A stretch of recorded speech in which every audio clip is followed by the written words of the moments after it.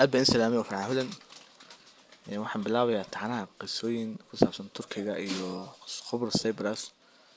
Maanta waxaan ka sheekeynayaa nin Nigerian ah ayaa wuxuu yimid waddanka Qobrus Cyprus oo taqaanid gaar ahaan qaybta waqooyiga.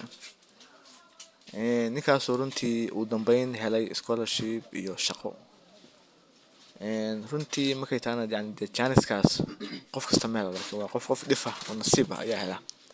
ninka Nigeria ka yimid markuu joogo Nigeria nin wuxuu ahaa xogaa magaranaysa macallin waxaas oo macnaheedu bachelor degree ayuu haystay. Marka Qobrus wuxuu yimid inuu ka dhigto master. Markuu masterkii bilaabay semesterkii ugu horreeyay markuu bilaabay ayuu hooyadiis wuxuu ka ballan qaaday wuxuu yiri hooyo marka hooyadiis baa macnaha ka bixinaysa qarashkii waxaas. Marka hooyadiis ayuu wuxuu ka ballan qaaday hooyo aniga semesterka dambe jaamacadda aniga iska bixinaya.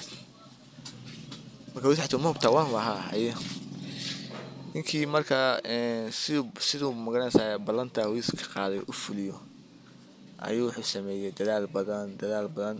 Marka nin saaxiibkiisa wuxuu ku yiri nin waxaa tahay aqoon leh nin dadaal badan marka tusi macallimiinta iyo ardada inaad iska ciyaaraan laakiin aqoonyahan aad tahay. Ninka markaa wuxuu sameeyay wuu dadaalay markii macallinka cashir ka baxo kale ayuu ardada u celiyaa.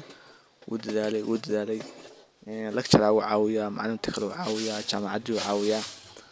nin wuxuu noqday aqoontiisa badan ka noqday.